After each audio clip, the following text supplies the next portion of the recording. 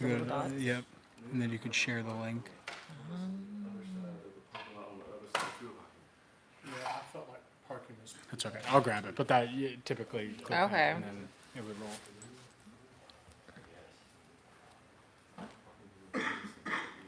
Ah, got it. Still officer, I mean. Can you text him to let him know? Yeah. I just emailed the lady. I'll call him. She should be here at 3:40. Okay.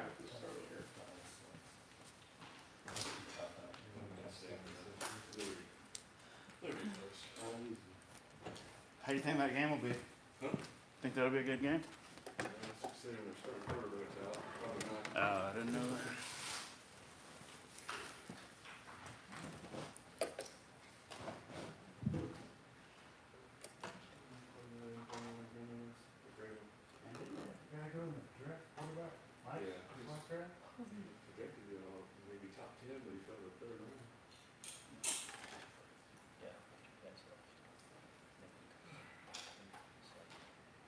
There's one to the draft and one to injury.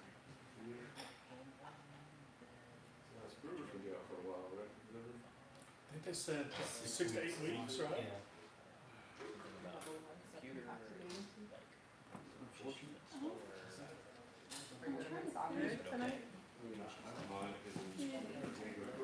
Right. So there.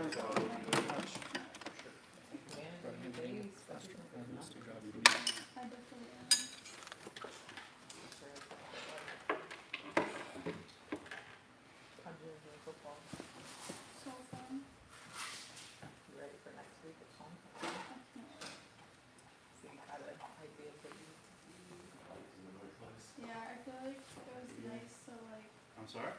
go to like intense game. After which game? Football? Yeah. You know, I actually know what happened in that game. There's two sets of lights on that game. Just regular light switches. They only turn the backdrop on. So, yeah. I went back and looked at the video you were talking about. And then to recreate it, that's how I did it.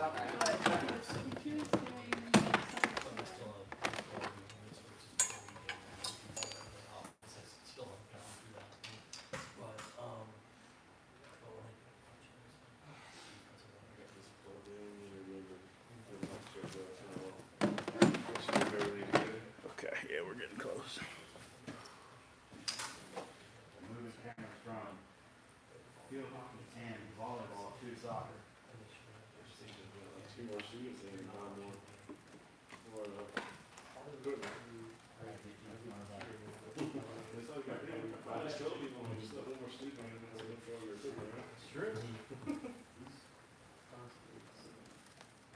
Test, test, 1, 2, 3, 4, 5, 6, 7, 8, 9, 10. Test, test, 1, 2, 3, 4, 5, 6, 7, 8, 9, 10. Alright. Test, test, 1, 2, 3, 4, 5, 6, 7, 8, 9, 10. Testing 1, 2, 3, 4, 5, 6, 7, 8, 9, 10. 1, 2, 3, 4, 5, 5, 6. He's good. Some more folks coming in to test.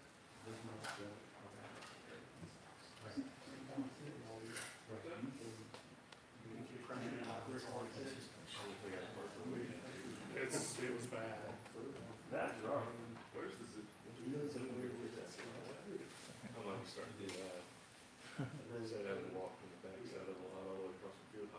Do you need this? Is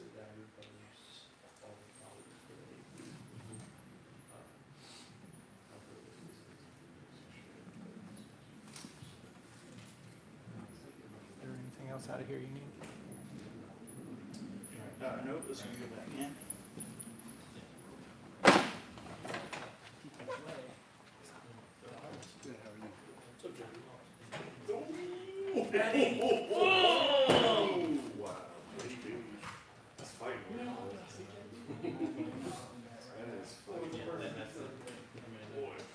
That's fair.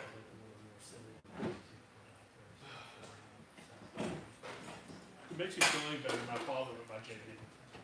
So it could be an eternal endearment. His first name was George, so do you really think he wanted to go by George? Try to fix the name.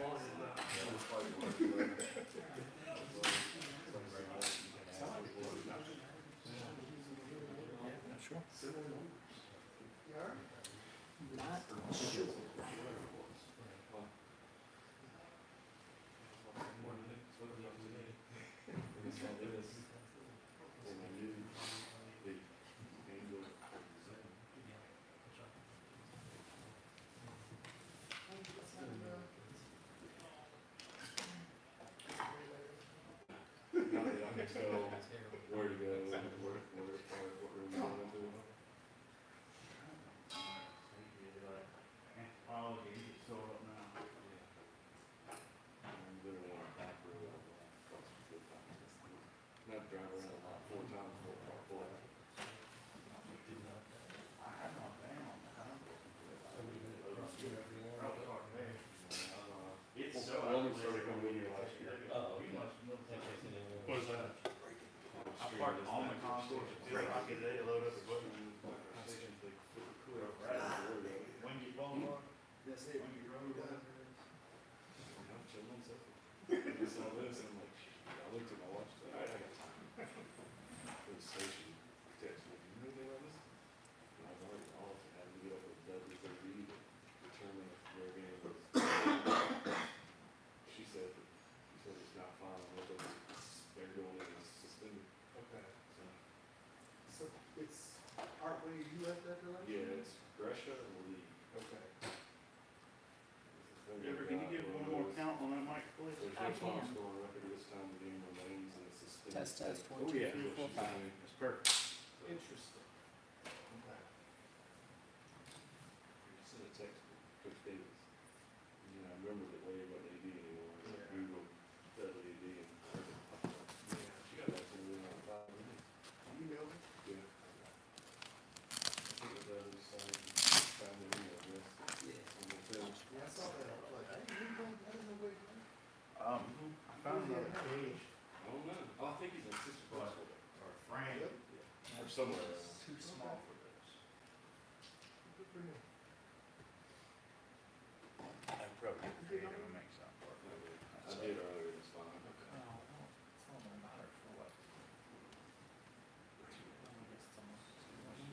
Basketball start there. Good state. What's that, sir?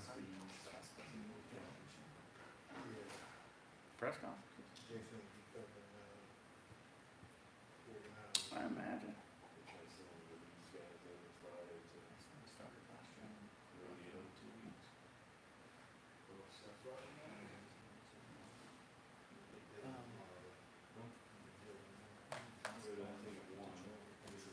Yeah.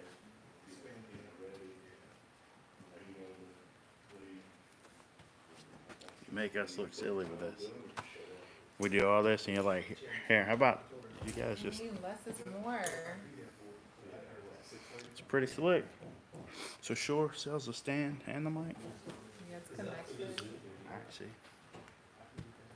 I should try that and this one game and give them this and see if they notice.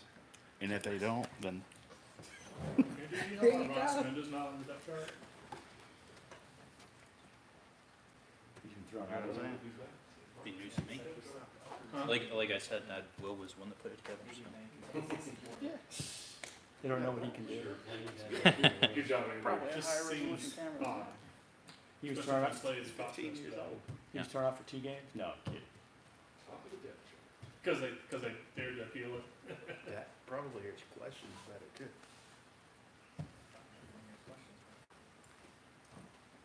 Can you hear press questions on that mic? Or is it like so directional that it doesn't pick it up? It's very faint. It depends on like how loud the person's speaking. Cause I've like gone back to watch and you like they're on our Facebook page. Okay. I mean not Facebook, YouTube page. So you can like judge. But the further back it is, it's kind of hard to see. That's what I'm We hearing. don't hear any because we only use that little mic right here. Yeah, you can hear some of them, but like It's the faint. further back it's a little faint. Interesting.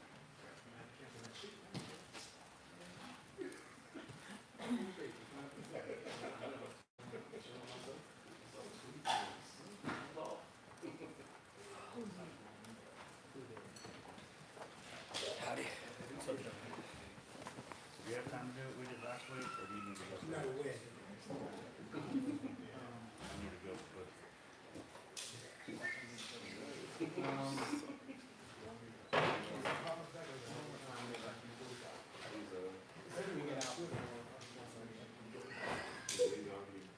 well, I'm gonna leave anyway. And if you don't have time to break it now, then I'll come back after after we fax with ESPN for our soccer broadcast, and we know where we think we're good, I'll come back over.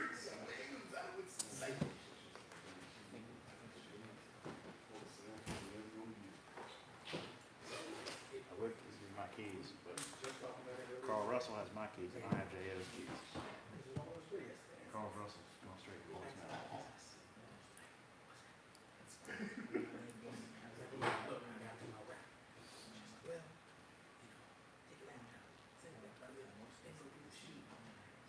Yeah. Are you serious? Wow.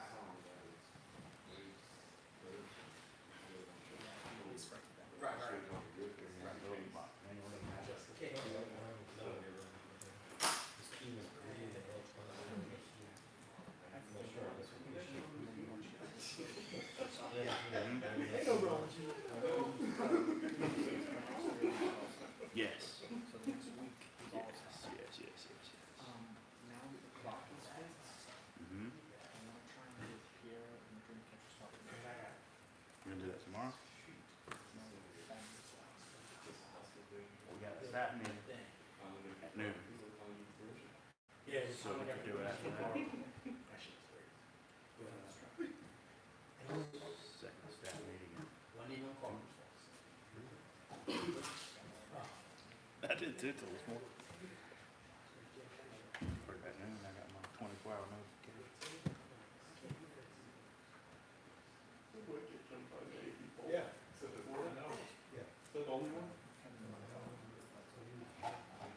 We don't have to do that here tomorrow, we can do it Wednesday. Les, Just like. Les. Sorry, you were right. I sent the wrong one.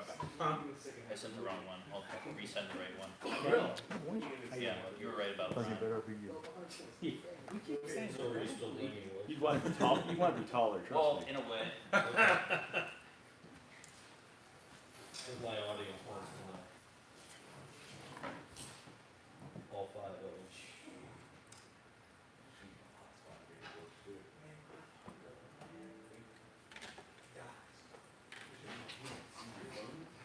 Download the book and email change. Go on. I knew that was coming. Yeah, right.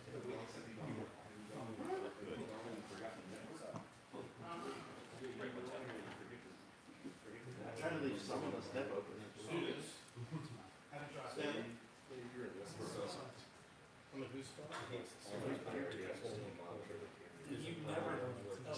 I just did.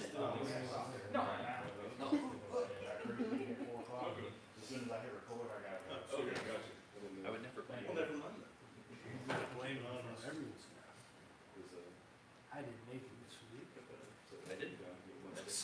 That's true.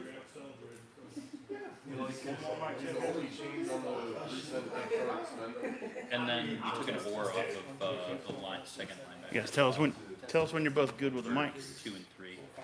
Good, bud? So, Everybody's good? other than that, yeah, QBs, linebackers, that's it. Yep.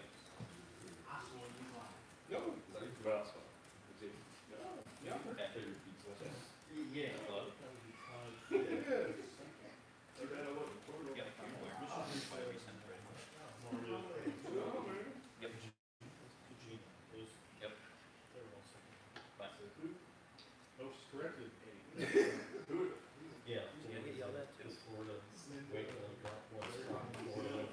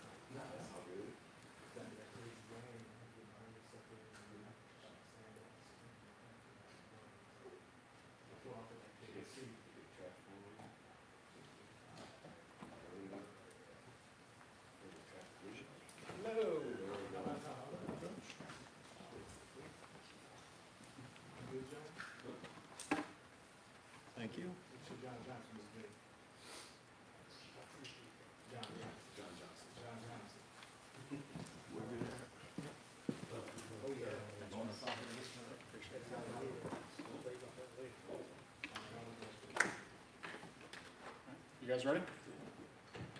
All right, we'll open it up. All right, welcome. Good to see everybody, and thanks again for being here live. I'm sure all of you have seen the news that we released earlier that Sam Hartman's been cleared, and we're very excited to get Sam back. From the beginning, this was going to be a medical decision, and the medical professionals have been monitoring it very close, and they feel he is able to play. You know, and Sam attacked this as you would expect he would. You know, he did everything right. He stayed in shape. He was throwing the ball, and he is ready to go. But a very special thank you really to three people. First of all, Niles Fleet, our head athletic trainer, our team doctor, Dr. Chris Miles, and then the head of Wake Forest Hospital, Dr. Julie Freshlog. What these three people did, and there'll be a story for another time, but it was really incredible. They dropped everything in their personal life to make sure that this was a good outcome, and I'm very grateful to all three of them. They're just all incredible professionals, and this was an example of sports medicine and medicine, the collaboration between our athletic department and the hospital just working extremely well. And Dr. Freshlog, we're very fortunate that arguably the person who might be as good as anybody in the world at this, you know, is in charge of our hospital. So we're very grateful, and we're excited to get Sam back. And I'm not going to go anywhere else with that medically. I'm going to kind of stay in my lane because there's words in the diagnosis I'm not quite sure I'll pronounce correctly. So I'd rather not go there. In terms of wrapping up VMI, I think it was a good opener for us. We played 50 players over 10 plays.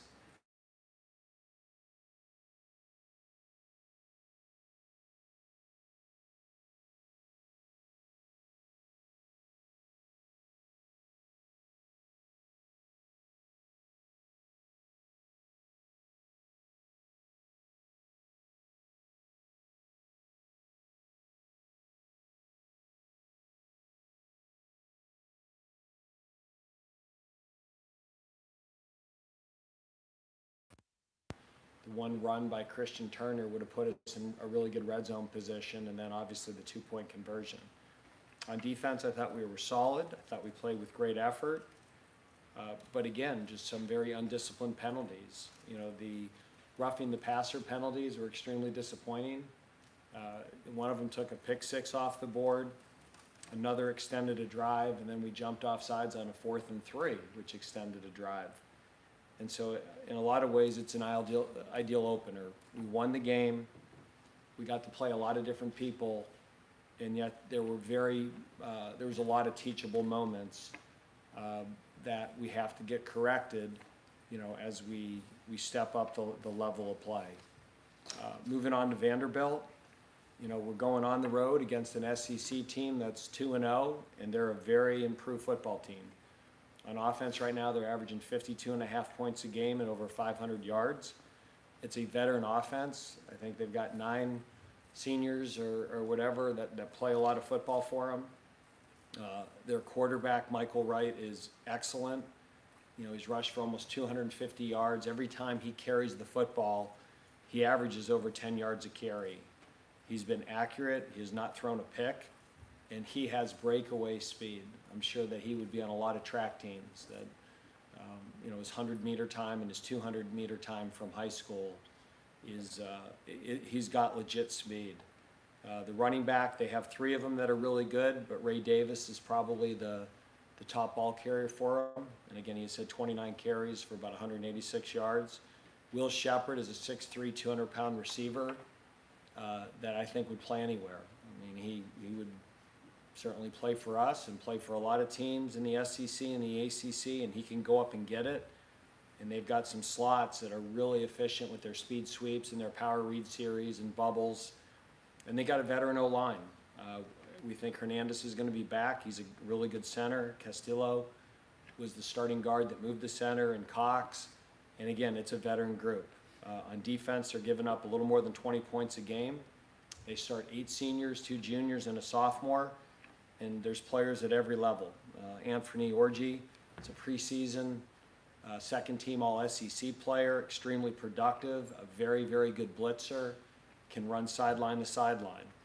The safety, Jalen Mahoney, we wanted him. He was committed here.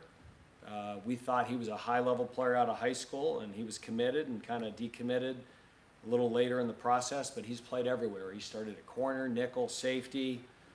He's had 25 career starts. He's a high-end player. The guy that I really like is DeRicky Wright. He does everything for them. He plays outside linebacker. He plays nickel. He plays deep safety. He'll play the post. He'll blitz. They've got a lot of guys that are very versatile, experienced players. And Michael Owasu is a sixth-year senior that is probably their best pass rusher. Again, Vanderbilt has always recruited well. You know, they have good players, and it's Coach Lee's second year in the system, and you can see they're a very improved football team. I know Clark extremely well. Clark was my linebacker coach at Bowling Green in 2012, and then the linebacker coach here in 16. He is extremely smart. He's a very strategic thinker, and I'm sure he will maximize Vanderbilt football, but they also have a great staff. He's done a good job of hiring coaches right away. He stole some guys from us. You know, their head strength coach is Brandon Horrigan, who Brandon and I worked together for like 13, 14 years at 3 different schools. And Brandon did a phenomenal job here. Brandon is one of the major reasons why we are where we are. And, you know, one of the best things Brandon did is he helped train Chad Berry. And now Chad's an excellent strength coach and in his own right. But Brandon and I go back to Richmond in 2004 and just think the world of him. And the job he's done. And then their chief of staff is Ben Cotham, who is our video coordinator here. And Ben's a great guy, great family. But we know their staff well. Joey Lynch, their offensive coordinator, you know, he was at Ball State when I was at Bowling Green, and he's a really good football coach. Their special teams coordinator, Justin Lustig, was the special teams coordinator at Syracuse for a lot of years, and I thought they were always one of the best coached special teams units.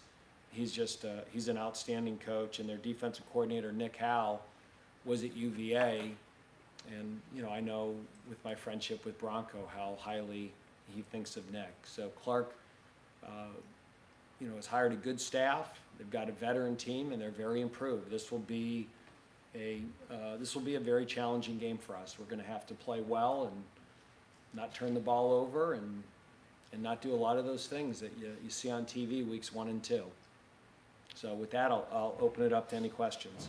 Dave, just as you, Whoa, one last. just as you continuously said that Mitch had to gain a rhythm with the first string, do you have that same concern with Sam getting back into the rhythm with that group? And then how long has he been practicing? Did he practice today? Yeah, he practiced today. He practiced Sunday. He's been out there throwing the ball in Skelly and individual last week. I mean, he's been going. He's in shape. He wasn't completely idle during this time. He's been throwing the ball for a while. And so, I mean, there's just so many accumulated reps, and he got right back on the bike less. So he's looked really good, and if we had concerns about that, we wouldn't be starting him. I guess, just to Go follow ahead. up, what's the mood of the team with Sam coming back and being back in the fold? Like, I'm sure they've seen him around for these last 3 weeks, but actually seeing him get back out and practicing with them They're excited. And so much more of this is football than football, Connor. I mean, you know, the way this whole thing happens, football is the last thing on your mind, right? You're very concerned about his health and everything's going to be okay. And then as we got good news on that, I mean, we just wanted him to be healthy. And whether he's going to play or not this year was really secondary. And as we found out more about it, the possibility of him playing, we're excited about it. And we're getting back our captain, one of our best leaders that we've ever had here, and a really good football player. But I think more than anything, they're just happy for him because they know how important it is to him.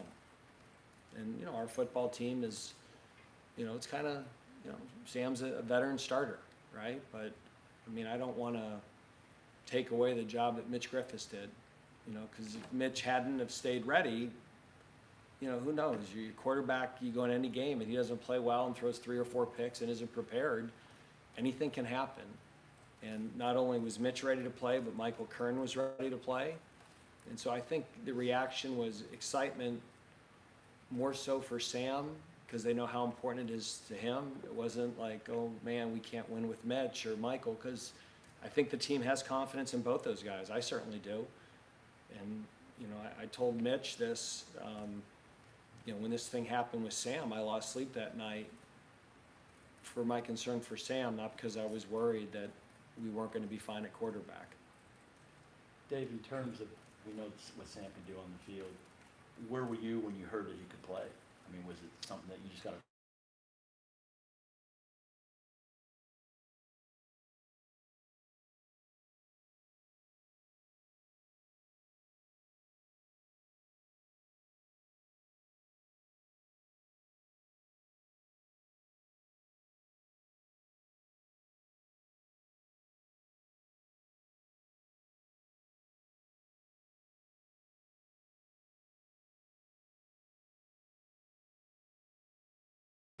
He, you know, called me and let me know what was going on and that she was comfortable with it and that his recovery has gone extremely well. And it was just great news. So I think happy for Sam. And, you know, today was the day he was officially cleared, you know, and how, you know, you release that stuff and, you know, people texting you, they want you, you know, you can't, it's a medical thing, you can't go there. And are there limits for Saturday's game? No, Can he he's go cleared. full bore? Okay. He's cleared. Tony? Dave, going to the conversation about the penalties, Saturday after the game, you talked about having the officials on the field during practice, and you know, I know you said it kind of tongue-in-cheek, maybe we need to pay him more to get them, you know, throw more flags. What have you done this week to address the penalties? Well, we should. And are they throwing more flags this week? No, I don't think so. I mean, those are all good calls. You know, when you're on the perimeter and a guy gets torqued, it's a pretty easy call. You know, so Blake Whitehart, the guy tried to come off and make a play, and clearly he got turned. And then Javiante Nash, the guy, he's back to him, he grabs his jersey. I mean, it makes no sense. You know, Sean McGinn's was a little, you know, it was a good call, but those are, you know, that I wouldn't say that was a bad hold. Those ones happen. But the roughing the quarterbacks, I mean, the game is the game, right? The quarterback is the most protected player on the field, and he should be. He can't protect himself. And not only did they call 2, they really should have called a 3rd. There was another one that, in my opinion, if somebody had hit our quarterback like that, I would send it in and say that should have been a, you know, and it was the same 2 guys that did both of them. And it's going to cost us a game. I mean, a pick 6, I feel bad for Isaiah Wingfield. You know, what a great memory for him to have a pick 6, and because of a really bad decision by a defensive lineman, that got taken off the board. And there's going to be games this year that if that is taken off the board, we won't win the game because of that play. So we've got to clean it up. And it was really, you know, for the most part, we have not been a heavily penalized team here. We've been pretty disciplined. And sometimes you get in those games and those D linemen, you know, want to get a sack so bad. And when they don't get there and the quarterback gets rid of the ball quickly, they'll do something like that in frustration. And that frustration hurt our football team. So if I can follow up real quick, how are you addressing the team in practice this week? I mean, it's no differently than I address it before the week. I mean, that you go back in our history, that hasn't been a problem. I probably shouldn't say that. I mean, the Syracuse game last year, that almost cost us the game. You know, it's just not smart football, and those become selfish penalties, that you're frustrated that you didn't get there, so you're going to take a shot. And now the defense isn't off the field, 6 points come off the board, and it's just bad football. And you know, my job as the head coach is to make sure those things don't happen. And if they continue to happen, we can't play the players that make those type of mistakes, because it hurts the team. Dave, you mentioned Isaiah. You mentioned Isaiah and his development. He played a little, you know, he's playing more already this year, but Talk about what he's been able to do coming from Harvard. You know, he came from Harvard, and I remember recruiting him, and I said, you know, I think it would really help you if you could get here in the spring. You know, it's a little bit of a different level. And, Coach, I'll be fine, and you know, I've got these classes that I really want to take here and finish up, and like, okay, I'm just telling you, it's more of a jump than you think. And then he got here, and he figured out the hard way. It was more of a jump than he thought. And he's a very smart young man. He's very motivated. He's very intentional. And one of our advantages here at Wake Forest is, for the most part, we recruit smart people. And those guys figure it out. And he's figured it out. He knew what he had to do, and he took very intentional steps to get there and to make himself a better player. And I view him and Kobe Davis as starters. They're both starters. And his resume with Harvard and Wake on it's going to be pretty good when he gets out of here too. Yeah, he's one of those guys, if he starts a company, I think we all want to be on that initial offering. I think it'll do pretty well. Christian Turner's performance on Thursday, how does that affect, alternating reps with him and Justice? Doesn't. Those guys are gonna, we have 2 starting tailbacks, we have 2 starting slots, we have 2 starting nickels. You know, we're gonna rotate 3 corners in there regularly. We're gonna play guys. So all that does is reinforce that both those guys deserve to start. So they're gonna continue to alternate, and in a certain game, if one guy gets the hot hand, we may give him the ball a little bit more like we've done in the past. But part of our success here has to be to stay healthy and to have as many playable players as we can to get us into October and November. So for us to suddenly say, well, Christian had a good game, you know, we're going to give him 80% of the reps. It's not fair to Justice Ellison. Justice Ellison's a really good player, and he certainly had games last year, like Army, that after the game you'd say, you know, he probably had the best game. So those 2 will continue to play, and they'll play equally, just like Keyshawn and Taylor, and just like Kobe and Isaiah. We can't get enough guys here ready to play. It's a marathon. And as I started out saying, one of the best things about that game last Thursday is that we played 50 players over 10 plays. And that is really important early in the season. Before we get to the conference schedule, is we get guys playable, and the only way to get them playable is to play them. So that's a similar approach that you're taking with Keyshawn and Jamal at wide receiver as well? Those guys are playing. I mean, I think we have 3 starting outside receivers in my mind. You know, Donovan Green, Torian Perry, and Jamal Banks. I don't care which 2 are in. I have confidence in all those guys. And at slot, if a play's called, I don't even think twice of whether it's Taylor or Key. Like, those guys can all play. And again, the only way that we're going to stay fresh and win games in the 4th quarter and get healthy in October and November, you know, a few years ago, right, at receiver, we had Kendall Hinton, Scotty Washington, and Sage Surratt.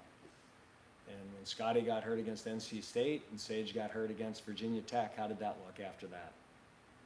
You know, that was a problem.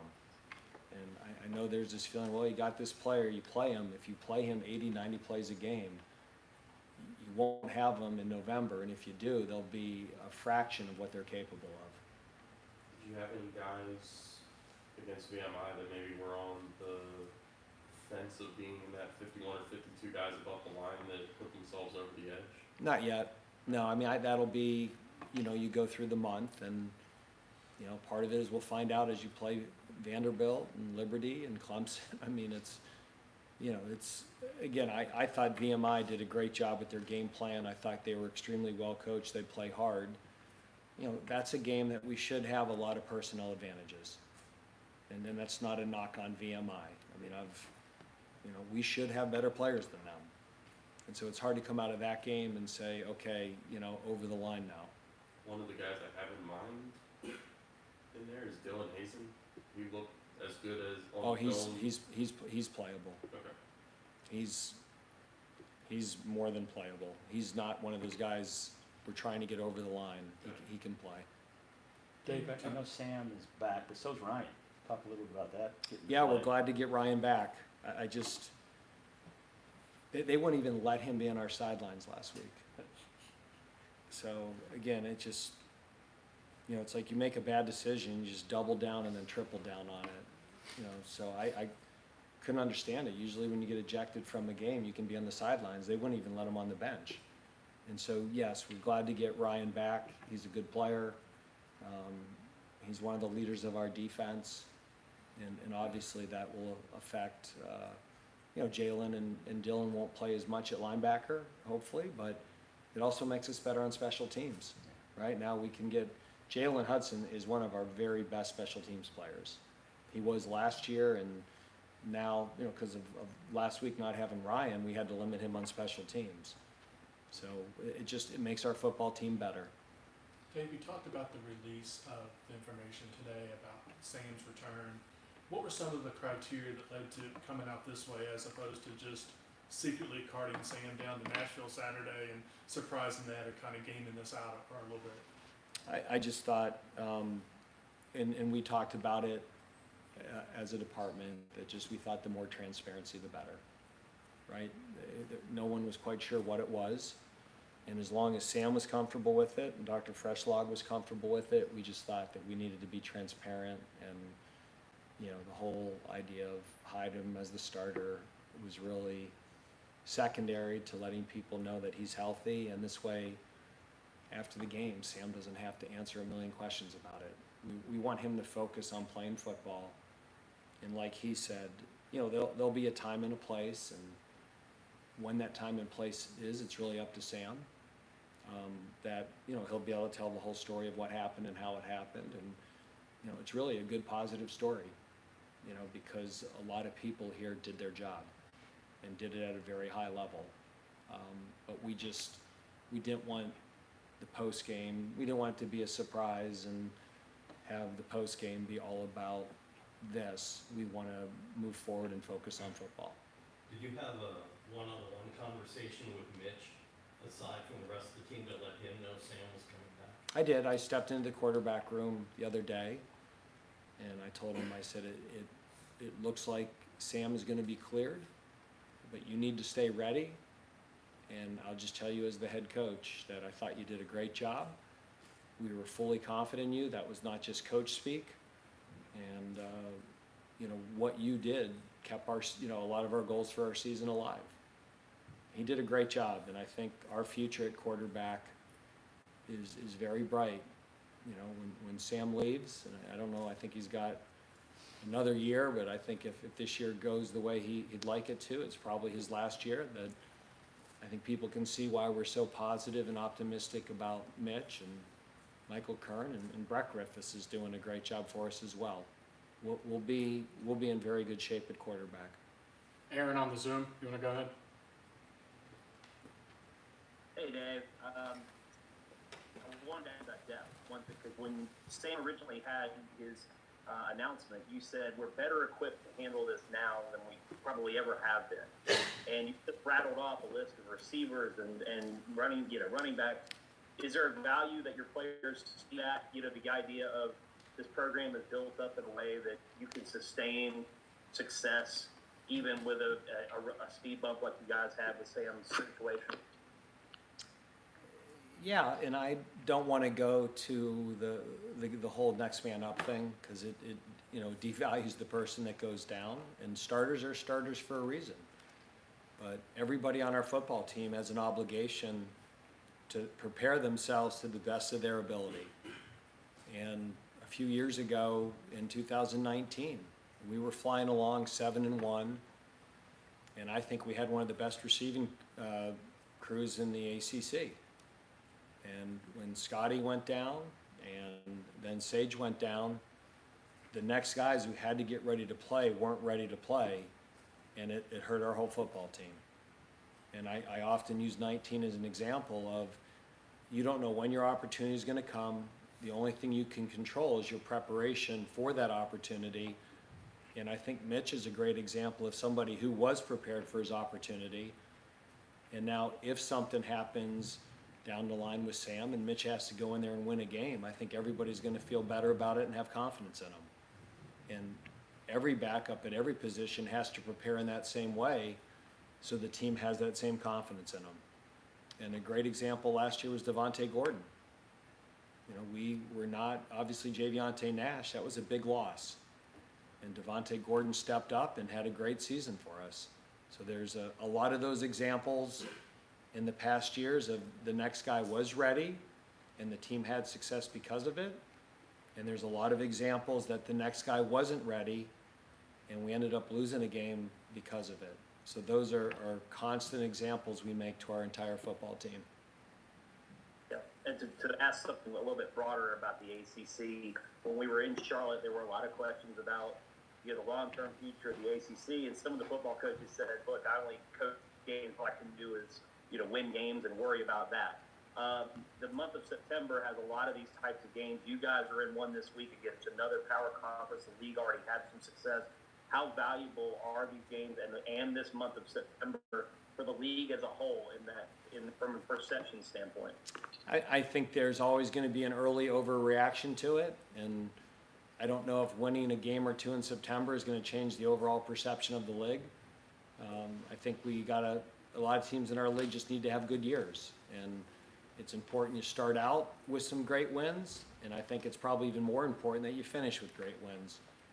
So these early non-conference games are opportunities, and then the bowl games seem to be what people remember. And a couple years ago, we were bragging because I think we were like 8-2 or had a great bowl record the one year, and then the last 2 years, we haven't been as strong in bowl games. So, that narrative seems to change week to week. Obviously there were some great wins by teams in our conference. It's just funny that anytime that happens, it just seems that your profession suddenly downgrades the team that the ACC beat. That it wasn't a great win. It's, well, that team's not good. So, it's, some of those battles you're never gonna win the perception battle of it. So you just try to win on the field and you hope it takes care of itself. Thanks, Dave. Dave, what was your post-video watching assessment of the two lines? I thought our D-line played really, really hard. There was penetration, a lot of the run game. We forced cuts in the backfield. And I thought our offensive line played really well. And we ran the ball very efficiently. We usually have a run efficiency goal of about 55%, and we were in the mid-60s with it. And we protected well. The one sack we gave up, there was a miscommunication with the snap count that Devontae Gordon gave up the sack, but it really wasn't his fault. The ball was snapped early, and he got off the ball late, and that was not on him. So I thought both lines played well. Two more guys. Spencer Clapp rotated in with the first team a bit. What did you see from him? Is that Michael Juergens being limited at all, or just... No, we just wanted we always go into the first few games making a commitment to rotate and play people. And the bottom line is Spencer Clapp played well enough in camp that he deserves to play. And Michael Juergens missed parts of camp, and just for his conditioning level and getting him back into it, we thought it'd be good to give him a little bit of a break there. And again, it was a little bit just for Michael that he had missed some practice, and that Spencer deserves to play. And so Spencer can play center, he can play left tackle, he can play a lot of different positions, and he's a guy we are going to rotate in there. So we feel very, it's like a lot of positions, we feel we have 6 starters. And he may not play the same amount as other guys, but when he goes in there, we're very confident. Dave, one more thing about Sam. Are you kind of impressed that he practiced 2 days and no one knew about it? Our team I trust our team. Right. So I told our team Sunday that we were optimistic and not to tell anybody. And I told our team today after practice that he's been cleared and not to tell anybody. And I will continue to share news with them before we release it, as long as they continue to show me that they're trustworthy. And they have never, ever let me down. I mean, when that happened with Sam that one night, all of our entire team knew the day before. And again, I trust them with information, and you have a room of 110, 125 young men, and yet nothing leaks. That's the type of character that these guys have. Thanks, everybody. Okay, thank you. Let's go.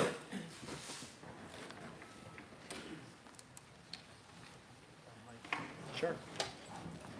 You got Murph in there for a trifecta in the second half. Yeah, we did. We wanted, I mean, he's a sixth-year senior. We wanted him to get in the stat line. So, Got in there a few ways. yeah, he